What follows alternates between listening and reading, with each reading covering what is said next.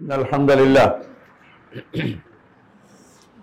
إن الحمد لله نحمده ونستعينه ونستغفره ونعوذ بالله من شرور أنفسنا ومن سيئات أعمالنا من يهده الله فلا مضل له ومن يضلل فلا هادي له وأشهد أن لا إله إلا الله وحده لا شريك له وأشهد أن محمدا عبده ورسوله يا أيها الناس اتقوا ربكم الذي خلقكم من نفس واحدة وخلق منها زوجها وبث منهما رجالا كثيرا ونساء واتقوا الله الذي تساءلون به والأرحام إن الله كان عليكم رقيبا يا أيها الذين آمنوا اتقوا الله حق تقاته ولا تموتن إلا وأنتم مسلمون يا أيها الذين آمنوا اتقوا الله وقولوا قولا سديدا يصلح لكم أعمالكم ويغفر لكم ذنوبكم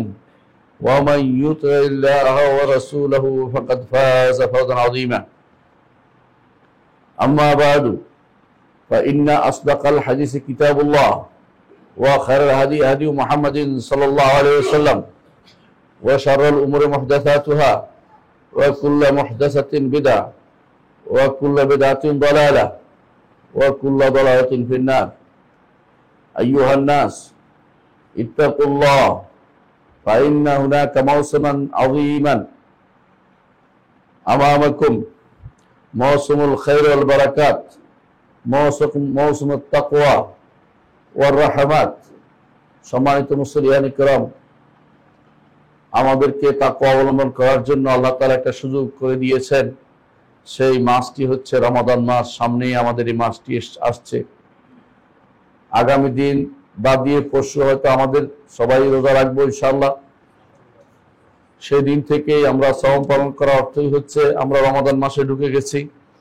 আর রমাদান মাসে কি করতে হবে সেটা আমার নবী আমাদেরকে জানিয়ে দিয়েছেন। দুনিয়ার সমস্ত আবাদতগুলি যদি কোনো মুহাম্মদ রাসূলুল্লাহ সাল্লাল্লাহু আলাইহি ওয়াসাল্লামের আদর্শ মোতাবেক না হয় আল্লাহ তাআলা সেটা গ্রহণ করবেন না। আর আল্লাহর জন্য না হলে সেটাও আল্লাহ তাআলা গ্রহণ করবেন না। দুটি জিনিসই প্রত্যেকটি আবাদতের ক্ষেত্রে প্রয়োজন। একটি হচ্ছে পরিপূর্ণভাবে আল্লাহর জন্য হতে হবে, আংশিক হলে হবে না, পুরোটাই আল্লাহকে দিতে হবে। যে আবাদতে করবেন একমাত্র আল্লাহর জন্য করবেন। হাদিসে কুদসিতে আল্লাহ তাআলা বলেন, মান আমিলা আমালান আশরাকা ফীহি মাই গায়রি তারাকতুহু ওয়া শিরকাহু। কেউ যদি এমন কোন আমল করে যাতে আমার সাথে অন্য কাউকে অংশীদার করেছে, আমি তাকেও ছেড়ে দেই, তার আমলটাকেও ছেড়ে দেই। অর্থাৎ আল্লাহ তাআলা তার কোনো কিছু গ্রহণ করেন না। সুতরাং আমাদের প্রতিটি আমল একমাত্র আল্লাহর জন্য করতে হবে, আল্লাহকে খুশি করার জন্য করতে হবে। দ্বিতীয় হচ্ছে মুহাম্মদ রাসূলুল্লাহ সাল্লাল্লাহু আলাইহি ওয়াসাল্লামকে অনুসরণ করে করতে হবে।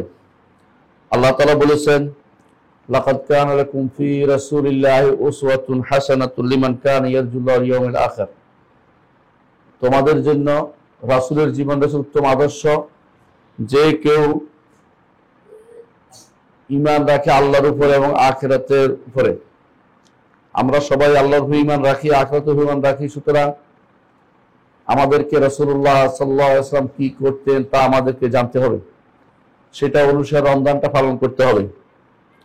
যদি আমরা রমাদান পালন করতে গিয়ে মুহাম্মদ রাসূলুল্লাহ সাল্লাল্লাহু আলাইহি ওয়াসাল্লাম আদর্শ থেকে দূরে সরে যাই, তাহলে আমাদের সেই রমজানের আমলগুলি কবুল হবে না। এই জন্য খুঁজতে হবে রাসূলুল্লাহ সাল্লাল্লাহু আলাইহি ওয়াসাল্লাম তিনি রমাদান মাসে কি করতেন। আজকে আমরা সেই বিষয়টি নিয়ে আলোচনা করতে চাই। আমরা জানি যে রাসূলুল্লাহ সাল্লাল্লাহু আলাইহি ওয়াসাল্লাম রমাদান আসার আগে তার আনন্দ বহুগুণ বেড়ে যেত। রমাদান আসার আগে তিনি সাহাবায়ে কেরামকে বলতেন যে তোমাদের সামনে একটি মাস আসছে যাতে ইবাদত করলে এই জিনিস পাওয়া যাবে। আর যে ব্যক্তি মাহরুম হবে সে তো পরিপূর্ণভাবে মাহরুম হয়ে গেল। আগে থেকেই সব তিনি সুসংবাদ জানাতেন রমজান উপলক্ষে। এটা রাসূলুল্লাহ সাল্লাল্লাহু আলাইহি ওয়াসাল্লাম আদর্শ, আমরাও তাই করব। কিন্তু যে দোয়াটি খুব বিখ্যাত হয়ে আছে আমাদের অনেকের মাঝে যে রাসূলুল্লাহ সাল্লাল্লাহু আলাইহি ওয়াসাল্লাম এই দোয়া করতেন যে আল্লাহুম্মা বাল্লিগনা রমাদান। এই দোয়াটা এই একটা শুদ্ধ না, কিন্তু এমনিতে রাসূলুল্লাহ সাল্লাল্লাহু আলাইহি ওয়াসাল্লাম রমাদান আসলে তিনি সুসংবাদ দিতেন এবং একে অপরকে রমাদানের গ্রিটিংস দিতেন, রমাদান সম্পর্কে তাদেরকে সাবধান করতেন। রাসূলুল্লাহ সাল্লাল্লাহু আলাইহি ওয়াসাল্লাম রমাদানের আসার আগে থেকে কিছু সওম পালন করতেন, তবে তিনি 29 এবং 30 তারিখ যেটাকে বলা হয় শাবান মাসের শেষ দিনগুলিতে রোজা রাখতেন না, যাতে করে সীমা রেখা নির্ধারিত থাকে। আল্লাহর সীমা রেখা নির্ধারণ করা খুবই গুরুত্বপূর্ণ বিষয়। আল্লাহ তাআলা যেটা সীমা দিয়েছেন, সীমা দুটো একসাথে করে ফেলা যাবে না। মাসের সীমানা আলাদা করতে হবে। রমাদান চাঁদ দেখে শুরু করতে হবে, আবার চাঁদ দেখে ছাড়তে হবে। সুতরাং এটাই হচ্ছে রাসূলের আদর্শ। রাসূলুল্লাহ সাল্লাল্লাহু আলাইহি ওয়াসাল্লাম বলেছেন এরকম সময়ে যে তোমাদের সামনে একটা মাস আসতেছে, তার নাম রমাদান, শাহরুল মুবারক, বরকতময় মাস। এই মাসে আল্লাহ তাআলা এই মাসে সিয়ামকে আল্লাহ তাআলা ফরজ করে দিয়েছেন।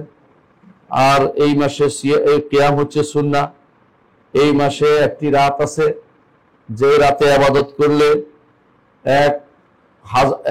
1000 মাসের ইবাদতের সমান হয়। তারপর রাসূল বলেছেন যে ব্যক্তি এ থেকে মাহরুম হবে সে যাবতীয় কল্যাণ থেকে মাহরুম হয়ে গেল। রাসূলুল্লাহ সাল্লাল্লাহু আলাইহি ওয়াসাল্লাম এই সময়ে রমাদান মাস সিয়ামের কিছু হুকুম আহকাম বর্ণনা করতেন। রমাদান মাসে অনুরূপভাবে তিনি সওম কি দেখলে কিভাবে সওম পালন করতে হবে সেটারও দিক নির্দেশনা দিতেন। রমাদান মাস আসার পর রাসূল কি করতেন? রমাদান আসার পরে প্রথম যে কাজটি করতেন, সিয়ামের ব্যাপারে তিনি যত্নবান হতেন। সিয়াম এর ব্যাপারে যত্নবান হওয়ার জন্য তিনি যে কাজগুলি করতেন আমি কয়েকটি উল্লেখ করব। 1 নম্বর হচ্ছে সেহরি খাওয়ার ব্যাপারে তিনি গুরুত্ব দিয়েছেন। ইফতারি খাওয়ার ব্যাপারে তিনি গুরুত্ব দিয়েছেন। আপনারা জানেন যে রাসূলুল্লাহ সাল্লাল্লাহু আলাইহি ওয়াসাল্লাম বলেছেন যে তাসাহহারু ফাইন্না ফি সাহুরে বারাকা, সাহরি খাওয়ার মধ্যে বারাকা রয়েছে, এতে কোনো সন্দেহ নাই। অল্প হলেও, পানি হলেও, খেজুর হলেও কিছু দিয়া সাহরি করা দরকার, কারণ সাহরি তার শরীরটাকে ঠিক রাখে, সাহরির মাধ্যমে শরীরটা ঠিক থাকে। আর ইফতারের ব্যাপারে রাসূলুল্লাহ সাল্লাল্লাহু আলাইহি ওয়াসাল্লাম গুরুত্ব দিয়েছেন। ইফতারের ব্যাপারে রাসূলুল্লাহ সাল্লাল্লাহু আলাইহি ওয়াসাল্লাম গুরুত্ব দিয়েছেন, এই জন্য দেরি না করে ইফতার করার জন্য তিনি নির্দেশনা দিয়েছেন। সুতরাং যে নির্দেশনা আসছে, রাসূলুল্লাহ সাল্লাল্লাহু আলাইহি ওয়াসাল্লাম যা করতেন সেটা হচ্ছে তিনি সূর্য ডুবার পরপরই ইফতার করতেন, আর সাহারিকে দেরি করে খেতেন। দেরি করার অর্থ হচ্ছে শবে সাদিক উদিত হওয়ার আগ পর্যন্ত আগেই খেতে হবে। শবে সাদিক উদিত হওয়ার পরে আর তিনি খেতেন না। যে সমস্ত হাদিসে দেখা যায় যে রাসূলুল্লাহ সাল্লাল্লাহু আলাইহি ওয়াসাল্লাম তিনি আযানের পরও খেয়েছেন, সেই আযানটি হচ্ছে বেলালের আযান। কারণ বেলাল রাদিয়াল্লাহু আনহু তিনি রাত থাকতে আযান দিয়ে দিতেন, আর ওইটা এই জন্য দিতেন যারা কিয়াম করছে তারা যেন একটু শুয়ে পড়তে পারে, আর যারা কিয়াম করে নাই তারা যেন উঠে 2 রাকাত পড়তে পারে। সুতরাং এখন আর কেউ যখন শবে সাদিক উদিত হয়েছে জানতে পারবেন, এখন জানা জিনিস, এটা জানা খুবই সহজ। একজন মানুষ এখন যে কোনোভাবে বর্তমান যে বিভিন্নভাবে জানার প্রক্রিয়া এসেছে তার মধ্যে বুঝতে পারেন যে কখন সময় শেষ হয়ে যায়, এরপরে আর খাওয়ার কোনো সুযোগ নেই। তবে এর মাঝে 2-3 মিনিট আলাদা করতে হবে এমন কোনো বাধ্যবাধকতা নেই। যখন আপনার সময় শেষ হবে তখন থেকে আর খাইতে পারবেন না। রাসূলুল্লাহ সাল্লাল্লাহু আলাইহি ওয়াসাল্লাম ইফতারের ব্যাপারে গুরুত্ব দিয়েছেন, এই জন্য তিনি ইফতারি করতেন কাঁচা খেজুরে, যদি না পারতেন পাকা খেজুরে, যদি না পারতেন শুধু পানি দিয়ে তিনি ইফতারি করতেন। এবং এই ব্যাপারে তিনি আমাদেরকেও সেই নির্দেশনা জানিয়েছেন যে হয় কাঁচা খেজুর, নয় পাকা খেজুর, আর না পাইলে পানি। সর্বশেষে রাসূলুল্লাহ সাল্লাল্লাহু আলাইহি ওয়াসাল্লাম তিনি তামার খেজুর দিয়েই সাহরি খাওয়ার কথা বলেছেন। যাদের সামর্থ্য থাকে তারা যেন খেজুর দিয়ে সাহরি করেন। আসলে খেজুরের মধ্যে এখন বর্তমানে ডাক্তাররা বলে সবচেয়ে বেশি ভিটামিন থাকে, এবং এটা মানুষের অনেক কিছু থেকেই তাদেরকে সারা দিনের যে যে অংশটুকু তাদের থেকে ক্ষয় হবে সেটা পূরণে যথাযথ সহায়ক হয়। রাসূলুল্লাহ সাল্লাল্লাহু আলাইহি ওয়াসাল্লাম ইফতারি বাহারি করতেন না, সেহরিও বাহারি খাবার রান্না করতেন না। আমাদের নারীদের মধ্যে দেখা যায় অনেক সময় নিজেরাই করে, অথবা স্বামীদের চাপে পড়ে বাহারি ইফতারের ব্যবস্থা করে, অথবা পুরান ঢাকায় গেলে দেখা যাবে যে সেখানে ইফতারের জন্য যেন সেটা যেন ঈদের দিন বসে গেছে। এরকম রাসূলুল্লাহ সাল্লাল্লাহু আলাইহি ওয়াসাল্লাম ইফতারি এত বেশি পরিমাণে করতেন না। তার ইফতারি ছিল অত্যন্ত সামান্য জিনিস দিয়ে ইফতারি করতেন। সেহরিও তিনি খুব বেশি জিনিস দিয়ে খেতেন তা নয়। সুতরাং খাওয়ার ব্যাপারে গুরুত্ব না দিয়ে যতটুকু না খেলে পিঠ সোজা রাখা যাবে না। রাসূলুল্লাহ সাল্লাল্লাহু আলাইহি ওয়াসাল্লাম যেভাবে বলেছেন যে ইয়াকফিল ইবনে আদম লুকাইমাতিন ইউকিমনা সুলবাহু, বনি আদমের জন্য যথেষ্ট হবে কিছু লোকমা যেগুলো তার পিঠকে সোজা রাখবে। সুতরাং রমাদান মাস আসে, এটা মনে করে কোনো কারণ নাই যে খেতে পারি না দিনে সারা রাত ধরে খাবো, এরকম চিন্তা করার কোনো কারণ নাই। অনেকে মনে করে থাকে যে রমাদান মাসে যাই খাই কোনো হিসাব নেওয়া হবে না, কথাটা এরকম না। রমাদান মাসে খাওয়া উন্মুক্ত করে দিয়েছে এরকম মনে করার কোনো কারণ নেই। রমাদান মাসে খাওয়া কমাতে হবে যাতে করে রমাদানের প্রকৃত উদ্দেশ্য আপনি হাসিল করতে পারেন। ষষ্ঠ, রাসূলুল্লাহ সাল্লাল্লাহু আলাইহি ওয়াসাল্লাম ইফতারির সময় দোয়া করতেন, যাহাবাদ দামা ওয়াবতাল্লাতুল উরুক ওয়া সাবাতাল আজর ইনশাআল্লাহ। এই দোয়াটি করতেন। এই দোয়াটি কখন করতেন? ইফতার করার পরে করতেন, পানি বা খেজুর নেয়ার পরে করতেন। কি বলতেন? যাহাবাদ দামা, অর্থাৎ আমার পিপাসা চলে গেছে, ওয়াবতাল্লাতুল উরুক, আমার শিরাগুলো আবার ভিজে গেছে, ওয়া সাবাতাল আজর ইনশাআল্লাহ, এবং আমার সওয়াব ইনশাআল্লাহ স্থায়ী হয়ে গেছে। সওয়াবটা তিনি রাখার ব্যাপারে গুরুত্ব দিয়েছেন। রমাদান অবস্থায় রাসূলুল্লাহ সাল্লাল্লাহু আলাইহি ওয়াসাল্লাম মিসওয়াক করতেন। রমাদান অবস্থায় রাসূলুল্লাহ মিসওয়াক করতেন। হাদিসে এসে রাসূলুল্লাহ সাল্লাল্লাহু আলাইহি ওয়াসাল্লাম সম্পর্কে সাহাবী বলছেন, আমি রাসূলুল্লাহ সাল্লাল্লাহু আলাইহি ওয়াসাল্লামকে এত বেশি পরিমাণ রমাদান অবস্থায় মিসওয়াক করতে দেখেছি যে তা গুণে শেষ করতে পারবো না। অর্থাৎ রমাদানের সিয়াম অবস্থায় রাসূলুল্লাহ সাল্লাল্লাহু আলাইহি ওয়াসাল্লাম মিসওয়াক করতেন। সুতরাং সকাল বিকাল নয়, মিসওয়াক করবেন। মিসওয়াকের কারণে গন্ধ দূর হয়, মিসওয়াকের কারণে মুখ পবিত্র হয়, মিসওয়াকের কারণে রব্বুল আলামিনের সন্তুষ্টি পাওয়া যায়। রোজাদারের না খাওয়া জনিত গন্ধ যেটা, এটা মিসওয়াকের দ্বারা উদ্দেশ্য নয়, সাধারণ মুখের গন্ধ উদ্দেশ্য নয়। না খাওয়া জনিত একটা গন্ধ আছে, আর মুখের গন্ধ আলাদা। এই জন্য অনেকে অনুবাদ করে মুখের দুর্গন্ধ, এই অনুবাদটা শুদ্ধ নয়। এটা হচ্ছে না খাওয়া জনিত গন্ধ। কিন্তু এমনি মুখের গন্ধ দূর করা এটা সব সময় গুরুত্বপূর্ণ জিনিস। এই জন্য রমাদান অবস্থায় মুখের গন্ধ রেখে দিতে হবে, এটা যেন কেউ মনে না করে। রোজাদারের না খাওয়া জনিত গন্ধ আল্লাহর কাছে বেশি প্রিয়, দুর্গন্ধ না। সুতরাং মিসওয়াক করবেন এবং বারবার মিসওয়াক করবেন, এতে কোনো সমস্যা নেই। রমাদান অবস্থায়, রমাদানের সওম অবস্থায় মিসওয়াক করা রাসূলুল্লাহ সাল্লাল্লাহু আলাইহি ওয়াসাল্লাম আদর্শ। যদি গরম বেশি পড়ে অথবা কোনো কারণে আপনার গরম বেশি লাগছে, তখন সওম অবস্থায় রাসূলুল্লাহ সাল্লাল্লাহু আলাইহি ওয়াসাল্লাম যা করতেন, মাথায় পানি ঢালতেন, আপনিও সেটা করতে পারবেন। এমনকি আপনি পানির ভিতরে ডুবে বসেও থাকতে পারবেন, কোনো সমস্যা নেই। পুকুরে বসে থাকলেও কোনো সমস্যা নেই, কারণ যদি আপনার শরীর ঠান্ডা থাকে অসুবিধা নেই। রাসূলুল্লাহ সাল্লাল্লাহু আলাইহি ওয়াসাল্লামের সময় তো পুকুর ছিল না, এজন্য তিনি পানি ঢালতেন মাথায়। এই জন্য আপনার জন্য সেটা উন্মুক্ত, যে কষ্টই পেতে হবে জরুরি না, যা দিয়ে সওম পালন অসুবিধা না হয় সেটা আপনি করতে পারবেন। এসি ছেড়ে বসে থাকতে পারবেন, কোনো সমস্যা নেই। গরমের মধ্যে যে রোদের মধ্যে পড়তে হবে এমন কোন নীতি রাসূলুল্লাহ আমাদেরকে দেননি। দশম যে জিনিসটা, যে যখন কুলি করবেন নাকে পানি দিবেন। রাসূলুল্লাহ সাল্লাল্লাহু আলাইহি ওয়াসাল্লাম কুলি করতেন, সওম অবস্থায় নাকে পানি দিতেন, কিন্তু বাড়াবাড়ি করতেন না, অর্থাৎ এত জোরে টানতেন না যে সেটা পেটে যাওয়ার মতো অবস্থা হয়ে যায়। কারণ কুলি বেশি বেশি করে গড়গড়া করে গেলে অনেক সময় সেটা পেটে যাওয়ার সম্ভাবনা থাকে। নাকে বেশি জোরে টান দিলে সেটা পেটে যাওয়ার সম্ভাবনা থাকে। এই জন্য রাসূলুল্লাহ সাল্লাল্লাহু আলাইহি ওয়াসাল্লাম তিনি বলেছেন, ওয়া বালিগ ফিল ইস্তিনশাক ইল্লা আন তাকুনা সায়মান, নাকে পানি টানতে হবে যে ব্যক্তি ঘুম থেকে ওঠে, কিন্তু যদি কোনো সায়ম অবস্থায় থাকে সে জোরে টানবে না, কারণ হয়তো পেটে চলে যেতে পারে। সেভাবে রাসূলুল্লাহ সাল্লাল্লাহু আলাইহি ওয়াসাল্লাম তিনি কুলি ও নাকে পানি দিতেন। কখনো কখনো রাসূলুল্লাহ সাল্লাল্লাহু আলাইহি ওয়াসাল্লাম খাবার না পাওয়া জনিত কারণে তিনি কয়েক রাত তিনি একাধারে রোজা রাখতেন। রমাদান মাসেও যেহেতু তাদের খাবারের অভাব ছিল, সেজন্য কোনো খাবার অভাব হলেও সওম পালন করা বন্ধ করতে পারবেন না কোনো কারণে। সওম পালন করতেই হবে রাসূলুল্লাহ সাল্লাল্লাহু আলাইহি ওয়াসাল্লাম যেভাবে করতেন। রাসূলুল্লাহ সাল্লাল্লাহু আলাইহি ওয়াসাল্লাম তিনি রমাদান মাসে সফর করতেন। তার সফরগুলি বেশিরভাগ সবগুলি ছিল আল্লাহর জন্য এবং আল্লাহর সন্তুষ্টির জন্য। কোনোটা ছিল যুদ্ধের জন্য, কোনটা ছিল হজের জন্য, কোনটা উমরার জন্য। এই সফরগুলি রাসূলুল্লাহ সাল্লাল্লাহু আলাইহি ওয়াসাল্লাম তিনি একদিকে কখনো সওম পালন করেছেন, কখনো তিনি ইফতারও করেছেন, অর্থাৎ কখনো রোজা ভাঙছেন, কখনো রোজা তিনি রেখেছেন। সুতরাং যার যেটা সুবিধা হয় সেটা আপনিও করতে পারবেন। কারো সামর্থ্য বেশি আছে শরীরের, সেই ব্যক্তি শরীরের শক্তি সামর্থ্য ভালো, সেই ব্যক্তি যদি সওম অবস্থায় রোজা রাখে, তার যদি সওম পালন করে, সে রোজা রাখে যদি কোনো রমাদানে, তাহলে সেটা কষ্ট না হলে সেটা ভালো।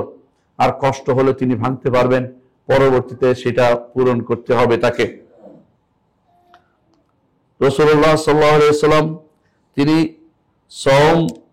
সওম থেকে বের হওয়ার জন্য যতক্ষণ পর্যন্ত চাঁদ না দেখছেন ততক্ষণ পর্যন্ত তিনি সওম থেকে বের হতেন না। অর্থাৎ তিনি রমাদান থেকে বের হওয়ার জন্য ঈদের চাঁদ দেখাটা এনশিওর করে তারপর তিনি বের হতেন।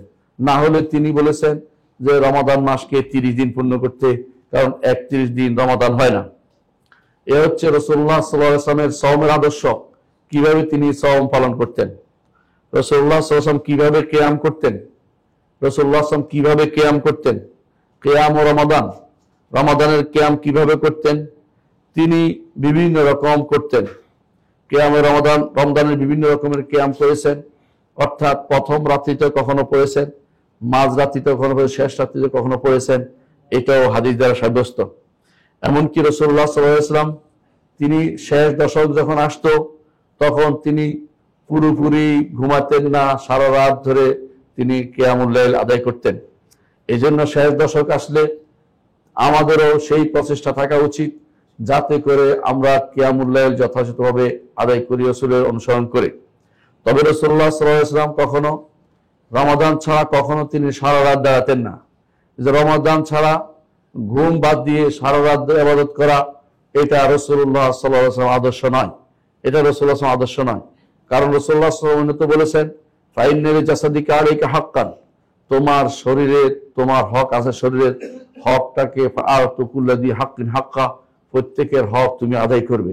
সুতরাং অন্য সময় তিনি সেটা করতেন না, কিন্তু মৌসুম যেহেতু ইবাদতের মৌসুম, সওয়াব কামানোর মৌসুম এবং হাজার রাত্রি পাওয়ার মৌসুম, শেষ দশক, সুতরাং রাসূলুল্লাহ সাল্লাল্লাহু আলাইহি ওয়াসাল্লাম এই সময়ে তিনি নিজে দাঁড়াতেন এবং সাহাবায়ে কেরামকে দাঁড় করাতেন, পরিবারকে দাঁড় করাতেন এবং সবাইকে উৎসাহ দিতেন। এটা রাসূলুল্লাহ সাল্লাল্লাহু আলাইহি ওয়াসাল্লাম আদর্শ ছিল। শেষ দশকে তিনি খুব কমই ঘুমাতেন। শেষ দশকে 10টি রাত এই জন্য গুরুত্বের সাথে নিয়ে ইবাদতে কিয়ামের মধ্যে কাটাতে হবে। এই কিয়াম শুধু দাঁড়িয়ে থাকা নয়, সালাত আদায় করা, এটা হচ্ছে কিয়াম। যত বেশি সালাত আদায় করবেন আল্লাহর কাছে তত বেশি প্রিয় হতে পারবেন। রাসূলুল্লাহ সাল্লাল্লাহু আলাইহি ওয়াসাল্লাম কিয়ামের ব্যাপারে তিনি বেশিরভাগ সময় একা একই দাঁড়াতেন, এই জন্য যে উম্মতের উপর যাতে ফরজ না হয়ে যায়। কিন্তু সেই আশঙ্কা যেহেতু এখন নেই, আমাদের জন্য উত্তম হচ্ছে যেখানে জামাত হয় সেখানে উপস্থিত হওয়া, শেষ রাত্রি তাহাজ্জুদ অন্য সময় উত্তম। রমাদান মাসে যদি কোথাও জামাত পাওয়া যায়, জামাতের সাথে পড়াটা উত্তম। তবে শেষ রাত্রি ভুলে গেলে চলবে না। শেষ রাত্রি আবার আপনি পড়তে পারবেন নামাজ, রমাদান মাসে অথবা কিয়ামুল লাইলের নির্দিষ্ট কোনো সংখ্যায় সীমাবদ্ধ নয়। কিয়ামুল লাইলের ব্যাপারে রাসূলুল্লাহ সাল্লাল্লাহু আলাইহি ওয়াসাল্লাম উন্মুক্ত কথা বলেছেন, সালাতুল লাইলি মাসনা ওয়া মাসনা, রাতের সালাত 2 রাকাত করে। তারপর যখন তোমরা আশঙ্কা করবে পড়তে পড়তে যে ফজর সুবহ সাদিক এসে যাচ্ছে, তখন 1 রাকাত পড়ে বিতির বানিয়ে নিবে। সুতরাং সংখ্যা নির্ধারণ বিষয়টি আসছে না। সমাধানের বিষয়ে রাসূলুল্লাহ সাল্লাল্লাহু আলাইহি ওয়াসাল্লাম নিজে তিনি যে রাত্রিগুলোতে সাহাবায়ে কেরামদের সাথে পড়েছেন, সে রাত্রিগুলি কত রাকাত পড়েছেন সেটা আমাদের কাছে কোনো জ্ঞান নেই। তবে তিনি একা একই যখন পড়তেন, আয়েশা রাদিয়াল্লাহু আনহা বলেন যে তিনি কখনো 8 রাকাতের বেশি পড়তেন না, অর্থাৎ তিনি বেশিরভাগ সময় 11 রাকাত পড়তেন। 8 এবং 3 রাকাত এটা রাসূলুল্লাহ সাল্লাল্লাহু আলাইহি ওয়াসাল্লামের আদর্শ ছিল। এটা স্বাভাবিক, কারণ আপনারা জানেন যে রাসূলুল্লাহ সাল্লাল্লাহু আলাইহি ওয়াসাল্লাম কোনো আমল করলে সেটাকে সবসময় করার চেষ্টা করতেন, সেই জন্য তিনি 11 রাকাত সবসময় পালন করতেন। আর এটাই রাসূলের আদর্শ ছিল, তিনি যেটাই করতেন এটা বারবার করতেন। কিন্তু এটা নিয়ে বাড়াবাড়ি করা যাবে না, এটা নিয়ে বাড়াবাড়ি করা যাবে না। কেউ যদি কোনো 8 রাকাত পড়ে সেটাও সুন্নত, কেউ যদি কোনো বেশি পড়ে সংখ্যা নির্ধারণ না করে সেটাও রাসূলের আদর্শ।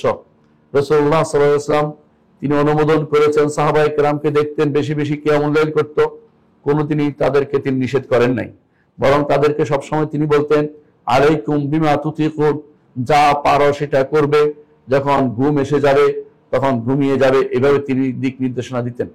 এই জন্য কোনো সংখ্যা নির্ধারণ না করে যতটুকু পারা যায় ততটুকু পড়বে।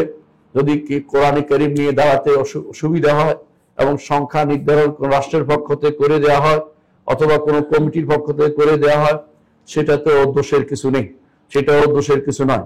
যুগ যুগ ধরে খলিফারা নির্ধারণ করে দিতেন, যুগ যুগ ধরে শাসকরা নির্ধারণ করে দিতেন, তাতেও কোনো অসুবিধা নেই।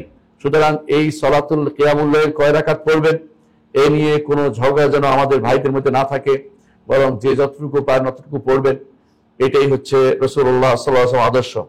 রাসূলুল্লাহ সাল্লাল্লাহু আলাইহি ওয়াসাল্লাম তিনি কিছুদিন জামাতে পড়েছেন, আপনারা জানেন, কয়েকদিন। তারপরে তিনি আবার ঘরে চলে গেছেন, যে সাহাবায়ে কেরাম অপেক্ষা করছেন, তিনি বের হন নাই। কেন বের হননি? তিনি আশঙ্কা করছিলেন যে আমাদের উপরে সেটা ফরজ করে দেওয়া হবে। রাসূলুল্লাহ সাল্লাল্লাহু আলাইহি ওয়াসাল্লাম কিয়ামুল লাইল তিনি লম্বা কেরাত দিয়ে পড়তেন, অর্থাৎ লম্বা সূরা পড়তেন। এক বর্ণনায় আপনারা জানেন যে রাসূলুল্লাহ সাল্লাল্লাহু আলাইহি ওয়াসাল্লাম সূরা বাকারা পড়েছেন এক রাকাতে, সূরা বাকারা শেষ করার পরে তিনি সূরা নিসা পড়েছেন, তারপর সূরা আলে ইমরান পড়া শুরু করেছেন। সাহাবী তিনি পিছনে আর দাঁড়িয়ে থাকতে না পেরে তিনি আশা করছিলেন যদি রাসূল তাড়াতাড়ি রুকু করতো, অর্থাৎ তিনি দাঁড়াতে পারছিলেন না, এত কঠিন লম্বা সময় তিনি দাঁড়াতেন। এর অর্থ হচ্ছে সাহাবায়ে কেরাম রাসূলের সাথে, রাসূল যেভাবে দাঁড়িয়েছে লম্বা টাইম, যে 3 দিনের মধ্যে বলা হয়েছে রাসূল এত লম্বা টাইম লম্বা কেরাত পড়েছেন যে সাহাবায়ে বলতেছেন আমরা ভয় পেয়ে গেছিলাম যে আমরা যেন সেহরি খাওয়ার সময় পাবো না। সুতরাং লম্বা কেরাত পড়াটা এটা একটা আদর্শ। ওমর রাদিয়াল্লাহু আনহুর সময় কেরাত যখন মানুষের উপরে কষ্টকর হয়ে গেল, তখন রাকাতের সংখ্যা বাড়িয়ে দিয়ে এক বর্ণায় এসে তিনি কেরাতের সংখ্যা কমিয়ে দিয়েছেন, যাতে করে মানুষ একা ধারে দাঁড়িয়ে থাকতে কষ্ট হওয়ার না হয়, যাতে করে বারবার উঠা বসা করলে তার মধ্যে নতুন করে কর্মচ্যুতা আসে। এটাতেও দোষের কিছু নেই, ইবনে তাইমিয়া রাহমাতুল্লাহ এই বক্তব্যটা বলেছেন। সুতরাং বোঝা যাচ্ছে যে এই বিষয় নিয়ে কোনো ক্রমে যেন কোনো ঝগড়া না হয়। 8 হোক, 20 হোক, অথবা আরো বেশি হোক, 36 হোক, অথবা আরো বেশি হোক, সেটাতে কোনো দোষের কিছু নাই। আমরা যখন মদিনায় ছিলাম, মসজিদ নববীতে প্রথম হয়তো 20 রাকাত, পরে হয়তো 12 রাকাত, 32 রাকাত পড়া হতো। এখন হয়তো কমে গেছে, কম হলেও শেষ দশকে কিন্তু ঠিক এই 20 রাকাত পড়া হয় বা 12 রাকাত পড়া হয়, শেষে আবার বেশি পড়া হয়। ওর অর্থ হচ্ছে যে আমরা দেখতে পাচ্ছি যে এখানে নির্ধারণ করার চেয়ে অনির্ধারিত থাকাটাই হচ্ছে সুন্নত। কেউ যদি বলে আমি রাসূল যা পড়ছেন তাই পড়বো, এতে শরীয়তে কোনো সমস্যা নেই, এটা ভালো। কিন্তু এটা রাসূল যেভাবে পড়েছেন সেভাবে পড়বেন। সংখ্যা গণার চেয়ে রাসূলের কোয়ালিটিটাও গ্রহণ করে নেবেন।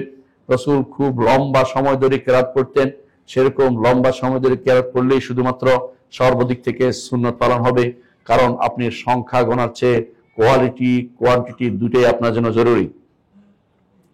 সেই হিসাবে রাসূলুল্লাহ সাল্লাল্লাহু আলাইহি ওয়াসাল্লাম কিভাবে কিয়াম করতেন, লম্বা টাইম দাঁড়াতেন। আয়েশা রাদিয়াল্লাহু আনহা বলেন লা তাসআল হুসনিহিন্না, রাসূল প্রথমে 4 রাকাত পড়তেন, 2 রাকাত করে 4 রাকাত পড়তেন। তুমি আমাকে জিজ্ঞাসা করো না তার সুন্দর, কত সুন্দর করে তিনি 4 রাকাত নামাজ পড়েছেন। আবার তিনি 4 রাকাত পড়তেন, সেটাও সৌন্দর্য জিজ্ঞাসা করো না। তারপর 2 রাকাত পড়তেন, সেটা সৌন্দর্য আমাকে জিজ্ঞাসা করো না। তারপর তিনি বিতির করতেন। আয়েশা রাদিয়াল্লাহু আনহা সেটা উল্লেখ করেছেন। এর অর্থ হচ্ছে আপনি শুধু কোয়ান্টিটির দিকে তাকাবেন না, কোয়ালিটির দিকেও তাকাবেন। এটাই হচ্ছে রাসূলের আদর্শ। রাসূলুল্লাহ সাল্লাল্লাহু আলাইহি ওয়াসাল্লাম আর কি করতেন রমাদান মাসে? তৃতীয় যে কাজটি করতেন তা হচ্ছে এতেকাফ করতেন এবং তার রবের সাথে একান্ত হওয়ার জন্য সুযোগ খুঁজতেন। এই একটা সুযোগ, রমাদান মাস একটা সুযোগ, আপনার রবের সাথে একান্ত হওয়ার একটা সুযোগ। দুনিয়ার অনেক কিছু থেকে আপনি আলাদা হওয়ার চেষ্টা করেন, পরিবার থেকেও কিছুদিন আলাদা থাকুন, এবং নিজের বন্ধু বান্ধব থেকে আলাদা থাকুন, ব্যবসা থেকে আলাদা থাকুন, দুনিয়ার সমস্ত কর্মকাণ্ড থেকে আলাদা থেকে আল্লাহর সাথে একান্ত হওয়ার একটা সুযোগ এসেছে। এই 10টি দিন দেন না আল্লাহর জন্য। আপনারা তো বহু জায়গায় যান, বিভিন্ন জায়গাতে খুঁজতে যান, আনন্দ খোঁজার জন্য, বিভিন্ন জায়গায় যান দেখার জন্য। ওসব বাদ দিয়ে 10টি দিন আল্লাহর জন্য দেন। এই 10টি দিন এই এতেকাফে মসজিদে বসে যান। এতেকাফে বসে কোনো কিছু গল্প নয়, কারো কোনো কিছু দার্স নয়, শুধু কোরআন কারীম নিয়ে আপনি 10টি দিন কাটাবেন। কোরআন কারীম নিয়ে 10টি দিন কাটাবেন, কোনো দার্স না, সব বাদ দিয়ে। অনেকে আছে মসজিদে বসে দুনিয়ার গল্প, অথবা বাজারের হিসাব, অথবা সংগঠনের হিসাব। এই সবগুলি হচ্ছে বাতিল কাজ।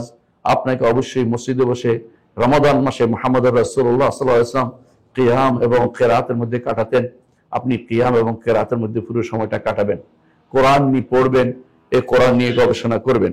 রাসূলুল্লাহ সাল্লাল্লাহু আলাইহি ওয়াসাল্লাম তিনি মদিনাতে যখন এসেছেন তখন থেকে প্রতি বছর রমাদানে ইতিকাফ করতেন। ইমাম বুখারী উল্লেখ করেছেন সে হাদিসটি। অনুরূপভাবে রাসূলুল্লাহ সাল্লাল্লাহু আলাইহি ওয়াসাল্লাম একবার তিনি শুরু করেছিলেন, প্রথম দশকের ইতিকাফ করেছেন। পরে ওই বছর তাকে জানানো হলো যে এই দশকে লাইলাতুল কদর নেই। তারপর তিনি দ্বিতীয় দশকে ইতিকাফ করেছেন, তাকে জানানো হলো যে এই দশকেও লাইলাতুল কদর নেই। তারপর তিনি তৃতীয় দশকে ইতিকাফ করেছেন, তখন রাসূল বললেন তাকে জানানো হলো লাইলাতুল কদর। তিনি সেটা জানার পরে বের হয়েছেন মসজিদে সংবাদ দিবেন। এমন সময় দুইজনের ঝগড়া মিটাতে গিয়ে সেটা তিনি ভুলে গেলেন। তারপর তিনি বললেন এর মধ্যে কোনো কল্যাণ রয়েছে। তারপর তিনি বললেন শেষ দশকেই খোঁজো। তারপর তিনি বললেন যে সবচেয়ে বেশি আশা করা যায় বেজরের মধ্যে, তবে জোর যে হতে পারে না তাও না। এজন্য জোর বেজর উভয়টাই আমরা গুরুত্বের সাথে ইতিকাফ করে রমাদান মাসের ইতিকাফের মধ্যে অনেক সওয়াব যেমন পাবো, একদিকে আল্লাহর সাথে একান্ত হওয়ার সুযোগ, দ্বিতীয়ত এই সুযোগে আমরা কোরআনে কারীমকে তেলাওয়াত করতে পারবো। এই সুযোগে আমরা লাইলাতুল কদর খুঁজে পাবো। এই সবই আপনি শেষ দশকের মধ্যে পেয়ে যাবেন। এই জন্য কোরআনে কারীমে আল্লাহ তাআলা যে আয়াতটি যে কোরআনে কারীমে এসেছে ওয়াল ফাজর ওয়া লায়ালিন আশর, কেউ বলছেন যে এটা লাইলাতুল কদর খোঁজার 10টি রাতকে বলা হয়েছে। অন্যরা বলছেন না, এটা নয়, এটা হচ্ছে এটা তো যুলহিজ্জার প্রথম 10 দিনের কথা বলা হয়েছে। তবে উভয় বক্তব্যই শুদ্ধ হতে পারে। আল্লাহ তাআলা কোনটা শপথ করেছেন তিনি শুধুমাত্র জানেন। সুতরাং এই 10 দিনের গুরুত্ব অপরিসীম। এগুলিতে যে কোনোভাবে হোক আমরা যেন এগুলোতে ইতিকাফ করার চেষ্টা করি। রাসূলুল্লাহ সাল্লাল্লাহু আলাইহি ওয়াসাল্লাম কি করেছেন, তিনি মসজিদের মধ্যে একটা খিমা বেঁধেছেন, ছোট্ট একটা জায়গা করেছেন, যেখানে তিনি সৃষ্টির অন্য লোকদের থেকে আলাদা হয়ে যেতেন। এখানে তিনি একান্তভাবে তার রবের ইবাদত করতেন। ঈমানদার একটা সময় বের করতে হবে তার রবের সাথে একান্ত হওয়ার জন্য। একান্ত হলে তার চোখ দিয়ে পানি আসবে, সে চিন্তা করবে আমাকে কবরে যেতে হবে, কবরে কেউ আমার সাথী হবে না, হাসরের মাঠে আমাকে থাকতে হবে। আমার রব আমাকে যদি উদ্ধার না করে আমি এই বিপদ থেকে উদ্ধার পেতে পারবো না। আমার রবের কাছে আমাকে যেতে হবে, তার কাছে আমার সব হিসাব দিতে হবে। আমার রব একমাত্র আমার সবচেয়ে পরম সত্তা, যিনি আমাকে উদ্ধার করতে পারেন, যিনি আমাকে বাঁচাতে পারেন। একান্ত হলে অনেক কিছুই মনে হবে।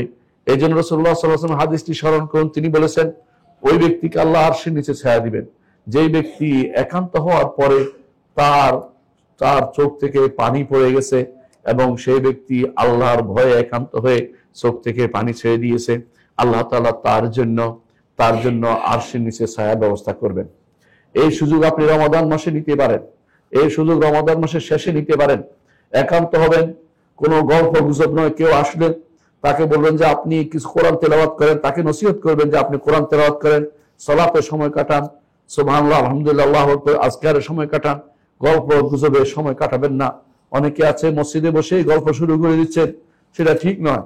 এই সময়টুকু আল্লাহর জন্য একান্ত হওয়ার চেষ্টা করবেন। রাসূলুল্লাহ সাল্লাল্লাহু আলাইহি ওয়াসাল্লাম এটাই করতেন। রাসূলুল্লাহ সাল্লাল্লাহু আলাইহি ওয়াসাল্লাম 20 রমাদানের রাত্রিতে সূর্য ডুবার আগেই বা সূর্য ডুবার সময় তিনি ঢুকে যেতেন ইতিকাফে। এতেকাফে ঢুকে যেতেন, আর তিনি সেটা প্রকাশ করতেন যে যখন শেষ হইতো, যখন চাঁদ দেখা যায় তখন শুধুমাত্র বের হতেন। রাসূলুল্লাহ সাল্লাল্লাহু আলাইহি ওয়াসাল্লাম এতেকাফ অবস্থায় তিনি অবিন্যস্ত থাকতেন না। এতেকাফ অবস্থায় এই নয় যে আমি সবসময় ময়লা নিয়ে থাকবো, তা কিন্তু না। রাসূলুল্লাহ সাল্লাল্লাহু আলাইহি ওয়াসাল্লাম শরীর পরিচ্ছন্নের ব্যবস্থা রাখতেন। কখনো কখনো তিনি তার মাথা আঁচড়াতেন। আয়েশা রাদিয়াল্লাহু আনহাকে তিনি মাথা বের করে দিয়ে বলতেন যে মাথাটা আঁচড়ে দেওয়ার জন্য। সুতরাং আপনি মাথা আঁচড়াতে পারবেন, অর্থাৎ এই অর্থ, এতেকাফ থাকার অর্থ এই নয় যে আপনি নিজেকে অপরিচ্ছন্ন অবস্থায় রাখবেন। রাসূলুল্লাহ সাল্লাল্লাহু আলাইহি ওয়াসাল্লাম তার এতেকাফ থেকে বের হয়ে রুগী দেখতে যেতেন না, জানাজা হাজির হতেন না, স্ত্রী সহবাস করতেন না, স্ত্রীর কাছে যেতেন না। এই জন্য আপনিও সেটা করতে পারবেন না।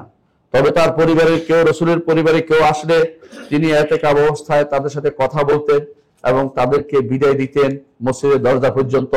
একটুকু আপনি করতে পারবেন। রাসূলুল্লাহ সাল্লাল্লাহু আলাইহি ওয়াসাল্লাম তিনি কোনো বিশেষ প্রয়োজন ছাড়া এতেকাফের জায়গা থেকে বের হতেন না। বিশেষ প্রয়োজন বলতে যেটাকে বলা হয় মানুষ প্রাকৃতিক বিভিন্ন কর্মকাণ্ড, একেবারে খাবার নেই, কিছু নেই, খাইতে হবে, সেটার জন্য অথবা বাথরুমে যাওয়ার জন্য, এই কাজ ছাড়া তিনি বাইরে যেতেন না। অনেকে হয়তো মনে করতে পারেন যে আমার গোসল করা দরকার, প্রতিদিন গোসল করা অভ্যাস, সেটার জন্য বের হইতে পারবেন না। তবে ফরজ গোসল হলে বের হইতে পারবেন যদি কোনো ভিতরে ব্যবস্থা না থাকে। সুতরাং সেটা শুধু ঠান্ডা হওয়ার জন্য এতেকাফ অবস্থায় বের হওয়া উচিত নয়, ঠিক নয়। এতেকাফ নষ্ট হয়ে যেতে পারে। অনেকে আছে গোসল করার জন্য বসে আছেন, সেটা হবে না। সুতরাং এই বিষয়ে খেয়াল রাখবেন, যে জিনিস না হলেই নয় সেটাই শুধুমাত্র সেটার জন্য শুধু বের হইতে পারবেন, দিন যেটা সুন্নত পর্যায়ের কোনো কাজের জন্য এতেকাফ থেকে বের হইতে পারবেন না। রাসূলুল্লাহ সাল্লাল্লাহু আলাইহি ওয়াসাল্লাম বিশেষ প্রয়োজনে বের হতেন। বিশেষ প্রয়োজনে তার মাথা চুল ধুয়ে দিয়েছিলেন আয়েশা রাদিয়াল্লাহু আনহা, সেটাও আমরা জানি, তার মাথার অংশ বের করে দিয়েছিলেন। সুতরাং কিছু অংশ বের করার অর্থ পুরো অংশ বের করা নয়। রাসূলুল্লাহ সাল্লাল্লাহু আলাইহি ওয়াসাল্লাম বিশেষ কোনো কারণে একবার এতেকাফ বর্জন করেছেন, কিন্তু আপনারা জানেন যে রাসূলুল্লাহ সাল্লাল্লাহু আলাইহি ওয়াসাল্লাম কোনো আমল করলে সেটাকে সবসময় করার চেষ্টা করতেন। সেই জন্য তিনি পরবর্তী শাওয়াল মাসে সেটাকে কাজা করেছেন। কিন্তু আমাদের জন্য সেটা কাজা করা জরুরি না। রাসূলুল্লাহ সাল্লাল্লাহু আলাইহি ওয়াসাল্লামের যে কিছু জিনিস আছে যিনি একান্ত সব কাজ করতেন, সেটা সবকিছু একান্ত কাজগুলি আমাদের জন্য কর্তব্য নয়, করা কর্তব্য নয়। রাসূলুল্লাহ সাল্লাল্লাহু আলাইহি ওয়াসাল্লাম কোনো কারণে ছুটে গেলে সেটা পরবর্তীতে করতেন, কিন্তু আমাদের জন্য সেটা জরুরি না, এটা জেনে নিতে হবে। তাহলে আমরা দেখতে পাচ্ছি যে এতেকাফের বিষয়টা রাসূলুল্লাহ সাল্লাল্লাহু আলাইহি ওয়াসাল্লাম গুরুত্ব দিয়েছেন, এবং রাসূলুল্লাহ সাল্লাল্লাহু আলাইহি ওয়াসাল্লাম স্ত্রীরাও তার মৃত্যুর পরে এতেকাফ করেছেন, কিন্তু কেউ মসজিদ ছাড়া এতেকাফ করেননি। সুতরাং কোন নারীর জন্য মসজিদ ছাড়া নিজে ঘরে এতেকাফের কোনো ব্যবস্থাপনা নেই। অনেকে বলে যে মসজিদের ব্যবস্থাপনা নেই, এই জন্য ঘরে করে ফেলবো, না, যেটা যেখানে করা দরকার সেখানেই করতে হবে। মুহাম্মদুর রাসূলুল্লাহ সাল্লাল্লাহু আলাইহি ওয়াসাল্লাম এবং তার স্ত্রীরা মসজিদে এতেকাফ করেছেন। এতেকাফ মসজিদ ছাড়া আর কোথাও হয় না, এতেকাফ মসজিদ ছাড়া কোথাও হবে না। আল্লাহ কোরআনে কারীম বলেছেন, ওয়া আনতুম আকিফুনা ফিল মাসাজিদ, তোমরা মসজিদে এতেকাফরত অবস্থায় আছো। সুতরাং মসজিদে শুধু এতেকাফ করতে হবে, অন্য কোথাও নয়। এটা সেই মসজিদ যদি জুমা মসজিদ হয় তাহলে সবচেয়ে উত্তম, যাতে করে জুমার জন্য বের হইতে না হয়। আর যদি সেখানে জুমা মসজিদ না পাওয়া যায় তাহলে জুমার জন্য বের হয়ে জুমা পড়ে আবার ফিরে আসতে হবে, যেখানে আপনার এতেকাফের সুবিধা হয় সেখানে বসে দিতে হবে। কিন্তু কোনো ক্রমেই যেখানে জুমা হয়, জুমা মোটে হয় না, বা জুমা হয় পাশেই, কিন্তু আপনি ছোট ঘরে বসে এতেকাফ করবেন, সেটা হবে না। অর্থাৎ আপনাকে মসজিদে এতেকাফ করতে হবে। চতুর্থ যে কাজটি রাসূলুল্লাহ সাল্লাল্লাহু আলাইহি ওয়াসাল্লাম করতেন তা হচ্ছে তিনি শেষ দশকে প্রচুর পরিমাণে ইজতিহাদ করতেন, চেষ্টা করতেন, ইবাদত করার জন্য চেষ্টা করতেন। রাসূলুল্লাহ সাল্লাল্লাহু আলাইহি ওয়াসাল্লামের সাহাবী বলতেছেন যে কানা ইজা দাখাল আশুল আওয়াখির, শেষ দশকে ঢুকলে আয়কাজ আহল, পরিবারকে জাগাতেন, ওয়া শাদ্দা মিজারাহু, কাপড় বেঁধে নিতেন, ওয়া আয়কাজা লাইলা কুল্লা, সারা রাত ধরে জাগতেন রাসূলুল্লাহ সাল্লাল্লাহু আলাইহি ওয়াসাল্লাম। এজন্য শেষ দশকে আমরা রাসূলের অনুসরণ করে ইবাদত করতে থাকবো। রাসূলুল্লাহ সাল্লাল্লাহু আলাইহি ওয়াসাল্লাম পঞ্চম যে কাজটি করতেন তা হচ্ছে লাইলাতুল কদর খুঁজতেন। লাইলাতুল কদর খোঁজার জন্যই তিনি এতেকাফ করেছেন তিনটা। এবারে একান্ত হওয়ার জন্য বাড়তি কিছু সুবিধা আছেই, কিন্তু লাইলাতুল কদর খোঁজার জন্য একটা কারণ, যে কারণে তিনি এতেকাফ করেছেন। সুতরাং বোঝা গেল যে লাইলাতুল কদর আমাদেরও খুঁজতে হবে, লাইলাতুল কদর খোঁজার উপর গুরুত্ব দিতে হবে। অনেকে দেখা যায় প্রথমে যেভাবে মসজিদে পূর্ণ থাকে শেষ দশকে আসলে মসজিদগুলো খালি হয়ে যায়, বাজার করার জন্য ব্যস্ত হয়ে পড়েন। প্রিয় ভাই ও বোনেরা, কখনো বাজারের জন্য বের হবেন না। একেবারে যতক্ষণ পর্যন্ত আপনি বাজার করলে আগেই করে নিবেন, ঈদের আগেই করতে হবে জরুরি না। যতক্ষণ পর্যন্ত যতক্ষণ পর্যন্ত চাঁদ না দেখা যাচ্ছে অতক্ষণ পর্যন্ত মসজিদ ছেড়ে চলে যাবেন না। শেষ দশকে অনেকে আছে 27 রাত্রিতে খতম করে ফেলে আর মসজিদের দিকে আসেন না। আপনার মতো দুর্ভাগ্য আর কেউ নেই। মসজিদে নিয়মিত যাওয়া আসা করবেন। 27 খতম করতে এমন কোনো কথা নেই, আপনি 29 খতম করে ফেলুন, এই জন্য যাতে করে আপনার কোরআনের খতমটা শেষ হয়। 29 মক্কা মদিনাতে 29 সব সময় শেষ করে খতম করে, আপনাকেও সেভাবে খতম করা উচিত। কিন্তু আপনার 27 করেন, অনেকে 27 করে, এই জন্য 27 রাত্রিতে লাইলাতুল কদর।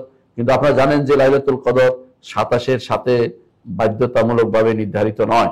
কখনো হতে পারে 27, কখনো 25, কখনো বা জোর রাত্রিতে হতে পারে। সুতরাং 27 রাত্রিতে খতম করতে হবে, এইভাবে ভাগ বাটোয়ারা সিস্টেমটা আমাদের পরিবর্তন করতে হবে। এটা আমাদের হাফেজদেরকে বুঝতে হবে। ষষ্ঠ যে কাজটি রাসূলুল্লাহ সাল্লাল্লাহু আলাইহি ওয়াসাল্লাম করতেন তা হচ্ছে কোরআনে কারীম নিয়ে জিবরিলের সাথে দাঁড়াতেন, জিবরিলের সাথে মুদারাসা করতেন, অর্থাৎ স্টাডি করতেন। জিবরিল আমিন তিনি এই কোরআন নিয়ে রাসূলের কাছে এসেছেন। এই কোরআন রাসূলের কাছে তার অন্তরে প্রবিষ্ট করে দেয়া আল্লাহ তাআলা সে দায়িত্ব নিয়েছেন। সেই জন্য আল্লাহ কোরআনে কারীম বলেছেন, ইন্না আলাইনা জামাহু ওয়া কুরআনা ফাইজা ক্বারানাহু ফাত্তাবিউ কুরআনা সুম্মা ইন্না আলাইনা বায়ানা। সুতরাং এই রমাদান মাসে জিবরিল আমিন মুহাম্মদুর রাসূলুল্লাহ সাল্লাল্লাহু আলাইহি ওয়াসাল্লাম থেকে কোরআন শুনতেন যতটুকু নাজিল হয়েছে, আর জিবরিল নিজে শোনাতেন। এই উভয়ের মধ্যে এটার নাম হচ্ছে মুদারাসা, একে অপরকে কোরআন শোনাতেন। এই জন্য রমাদান মাসে কোরআন শুনবেন, পড়বেন। ইমামের পিছনে থাকলে কোরআন শোনা হয়ে যাবে। এই জন্য এটা সুন্নত, এটাকে কেউ সুন্নত মনে না করার কোনো কারণ নেই। রমাদান মাসে কোরআন খতম করা সলফে সালিহিনের একটা আদর্শ। রমাদান মাসে যদি কিয়ামের মধ্যে সেটা শেষ করতে পারেন, আপনি হচ্ছেন সৌভাগ্যবান ব্যক্তি। যারা এর বাইরে অন্য কোনো বক্তব্য দেয়, কোরআন খতম করা থেকে মানুষকে দূরে রাখতে চায়, সামান্য কিছু পড়ে শেষ করতে চায়, এরা সুন্নাহর নীতি, সলফে সালেহীর নীতি থেকে বাইরে চলে গেছেন।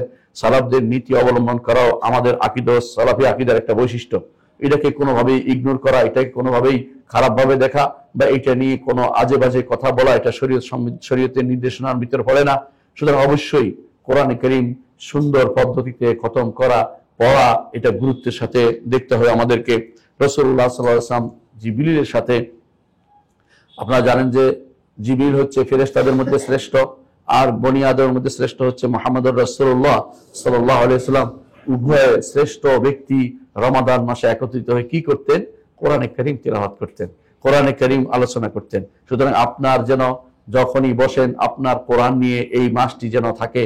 এই জন্য ইমাম জুহরি, ইমাম মালিক সহ যত মুহাদ্দিসিন মুফাসসিরিন চলে গেছেন, বেশিরভাগই রমাদান মাসকে তারা এই কোরআনের জন্য নির্ধারণ করতেন, যেভাবে মুহাম্মদুর রাসূলুল্লাহ সাল্লাল্লাহু আলাইহি ওয়াসাল্লাম এই মাসটিকে কোরআনের জন্য নির্ধারণ করেছেন। এই জন্য সমস্ত কিছু বাদ দিয়ে এই মাসটি শুধু কোরআনের মাস হিসেবে নিয়ে নেন। এই মাসে কোরআনে কারীমকে আপনার গবেষণার জায়গা, পড়ার জায়গা, বুঝার জায়গা হিসাবে গ্রহণ করে নেন। রমাদান মাসে রাসূলুল্লাহ সাল্লাল্লাহু আলাইহি ওয়াসাল্লাম সবচেয়ে বেশি বিনয়ী হয়ে যেতেন। তার বিনয়ের প্রকাশ কি? তিনি কোনো বড় ধরনের কিছু বড় বিনয়ের প্রকাশ কিভাবে করতেন, কয়েকটা উদাহরণ আমরা দিব।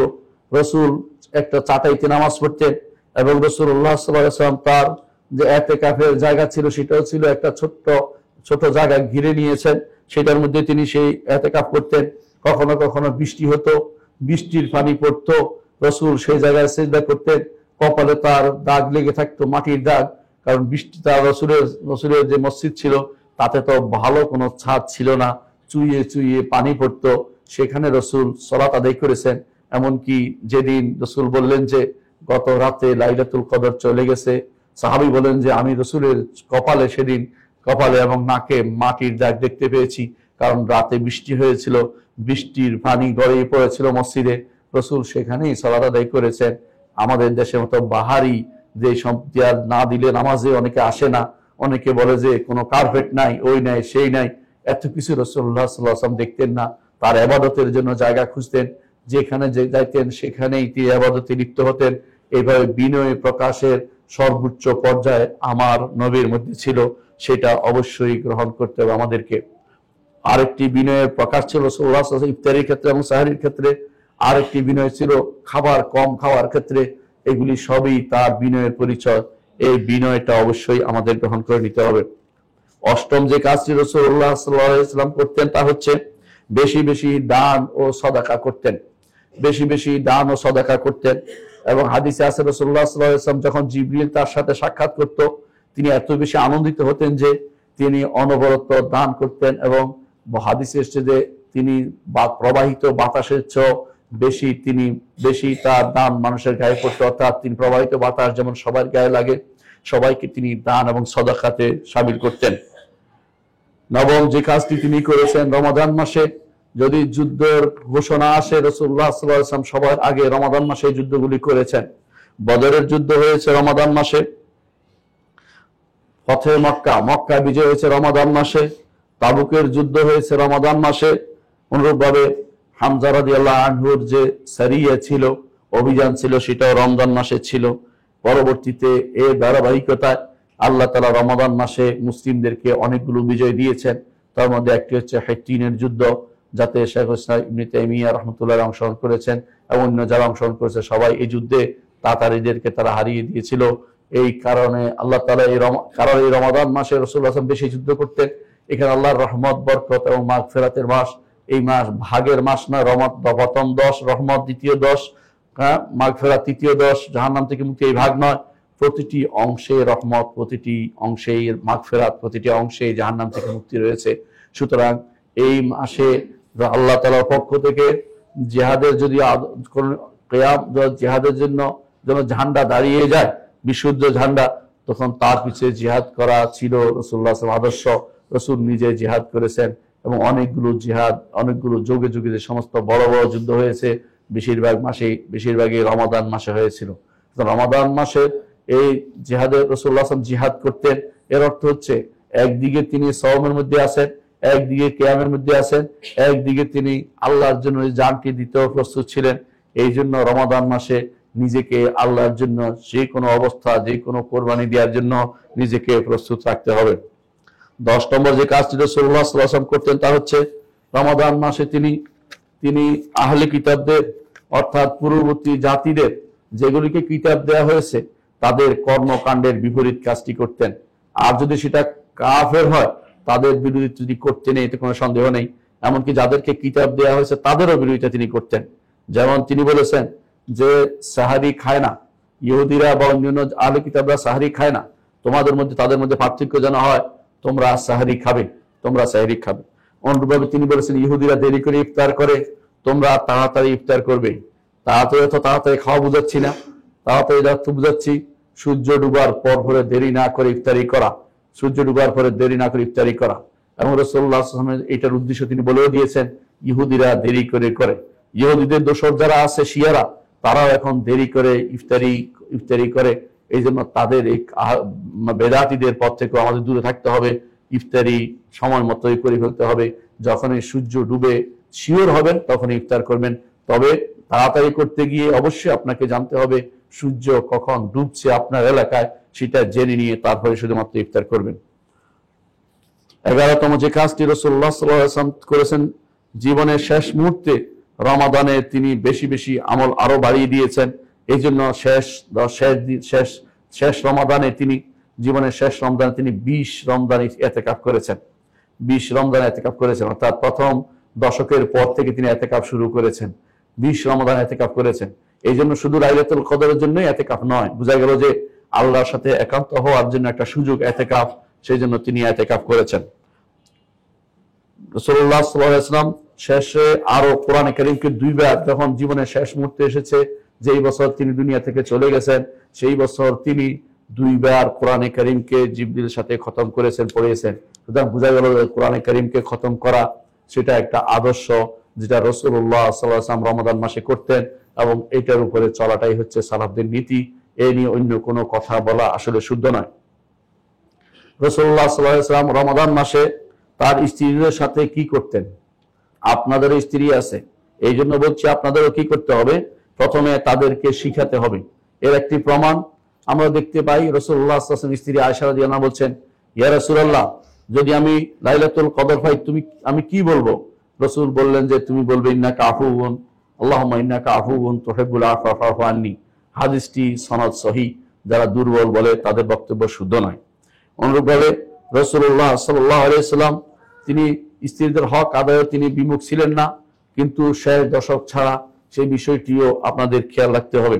দ্বিতীয়ত, যে কাজটি রাসূলুল্লাহ সাল্লাল্লাহু আলাইহি ওয়াসাল্লাম তিনি শেষ দশকে এসে তিনি স্ত্রীদেরকে জানাতেন কিয়ামুল লাইল কিভাবে করতে হবে, রাতের সালাত কিভাবে পড়তে হবে। এবং তৃতীয়ত, স্ত্রীদেরকেও তিনি ইতিকাফের অনুমতি দিতেন। আপনাদেরও সেরকম অবস্থা থাকলে, পরিবারের বাড়তি কোনো ঝামেলা না থাকলে স্ত্রীদেরকে ইতিকাফের সুযোগ দেওয়াটা জরুরি। মসজিদে কোনো ব্যবস্থা করতে পারলে সেটা ভালো, না হলে তাদেরকে ঘরে ইতিকাফের কোনো নিয়ম নেই, তখন তারা ঘরে থেকে ইতিকাফে মনে চিন্তা করবে ইতিকাফ পারলে আমি করতাম, নিয়তের কারণে তারা সওয়াব পাবে, কিন্তু তাদের সে অবস্থা নেই। তবে কোথাও যদি কোনো ব্যবস্থা থেকে যায় সেখানে ইতিকাফ করা মেয়েদের জন্য সুন্নত, মসজিদে ইতিকাফ করা।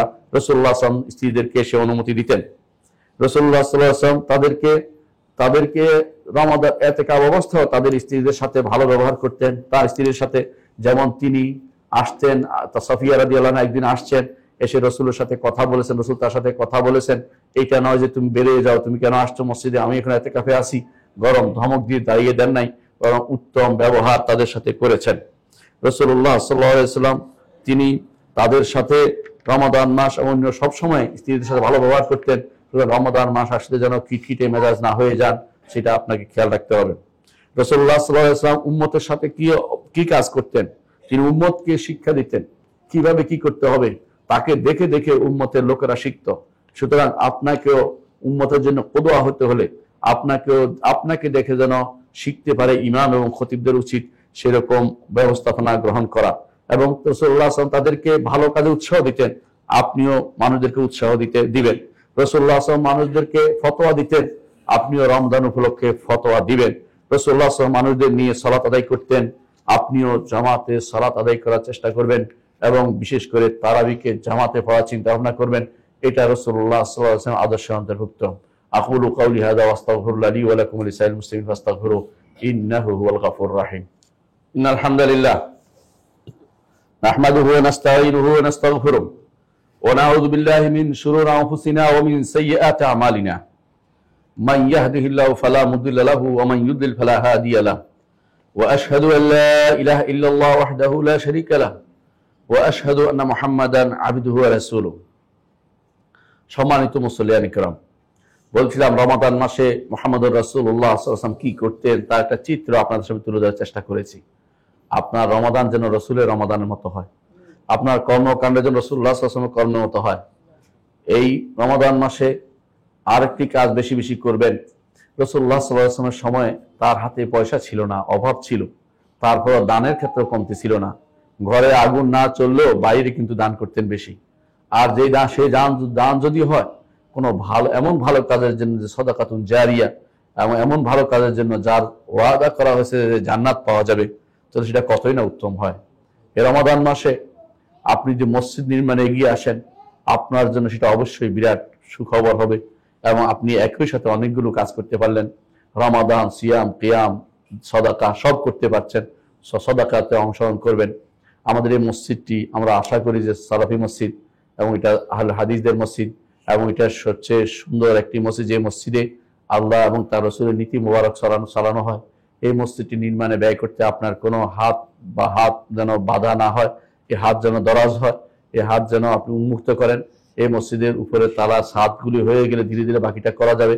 একটি ছাদের কাজ আটকে আছে। রমাদান মাসে আপনাদের কাছে অনুরোধ থাকবে, কাউকে বলার দরকার নেই, নিজে এসে যতটুকু পারেন দান করে যান আখিরাতের একটি ঘর বানানোর জন্য। রাসূলুল্লাহ সাল্লাল্লাহু আলাইহি ওয়াসাল্লাম যেটা বলেছেন, কেউ যদি কোনো একটি মসজিদ বানায়, যদিও একটি পাখি তা দেওয়ার মতো জায়গা অল্প জায়গা হয়, অল্প জায়গাতে একটা মসজিদের নির্মাণ চেষ্টা করে, সেই ব্যক্তির জন্য আল্লাহ তাআলা জান্নাতে একটি ঘর বানাবেন। জান্নাতের ঘর যদি পেতে হয় পুরো মসজিদ বানানো জরুরি না, যতটুকু পারেন অংশগ্রহণ করলেই আপনি সেই জান্নাতের ঘরের মধ্যে নিজের জন্য ঘর বানাতে পারবেন। সুতরাং আপনি চেষ্টা করুন যে আপনি কত বড় ঘর বানাবেন আপনার এখন বিষয়। নিজের এমন কোনো জিনিস বাড়িঘর বানালে সেটা আখিরাতে কিছুই যায় না, কিন্তু মসজিদ বানালে আখেরাতে যায়। মুহাম্মদ রাসূলুল্লাহ সাল্লাল্লাহু আলাইহি ওয়াসাল্লাম নিজের জন্য কোনো বাড়ি ঘর বানাননি, তার স্ত্রীদের ঘরগুলো ছিল তার ঘর, সেগুলো তিনি থাকতেন। নিজের কোনো বাড়িঘর ছিল না, কিন্তু সবার আগে মসজিদ বানিয়েছেন। আমরা যদি আখরাতের বাড়ি নির্মাণ করতে পারি, আখরাতে যাওয়ার ব্যাপারে আমাদের কোনো রকম ভয় থাকবে না। আর দুনিয়ার বাড়ি নির্মাণ করলে আখরাতের বাড়িতে যাওয়ার ব্যাপারে আগ্রহ থাকবে না। এই জন্য যত বেশি পারেন আখরাতের বাড়ির ব্যাপারে অগ্রণী হোক, এমন জিনিস দিবেন, বিশ্বাস রাখবেন যেটা আমি ওপারে পেয়ে যাব, এপারে দিব ওপারে পাবো, এই চিন্তা ভাবনা করে দান করে যান। কাউকে বলার দরকার নেই। নিজে যদি কোনো সুযোগ থাকে না জানিয়ে দেওয়ার চেষ্টা করবেন। কোনো বাহাবা নেওয়ার জন্য নয়, নাম লেখানোর জন্য নয়, পরবর্তীতে কমিটি থাকার জন্য নয়, শুধু একমাত্র আল্লাহকে খুশি করার জন্য যতটুকু পারেন এই মসজিদগুলোতে দান করে যাবেন। এরকম সালাফি মসজিদগুলো পেলে সেখানেও দান করবেন। আমাদেরও কিছু মসজিদ আছে, সেই মসজিদগুলোতে যদি পারেন মসজিদ নির্মাণে দান করে যাবেন। আমাদের সেই মসজিদগুলোতে হচ্ছে, আপনারা জানেন, সেগুলো সালাফি মসজিদ হিসাবে। সুতরাং আপনাদের কাছে অনুরোধ থাকবে, রমাদান মাসে আল্লাহ তাআলা আপনাদেরকে যা দিয়েছেন আপনি জানেন, আপনার রব জানেন, আমাদের বলার দরকার নেই। আপনি অবশ্যই রমাদান মাসের সুযোগটা খুঁজে নেন। এমন হতে পারে এই রমাদানের পর আপনার আমার আর সাক্ষাৎ নাও হইতে পারে কারো কারো।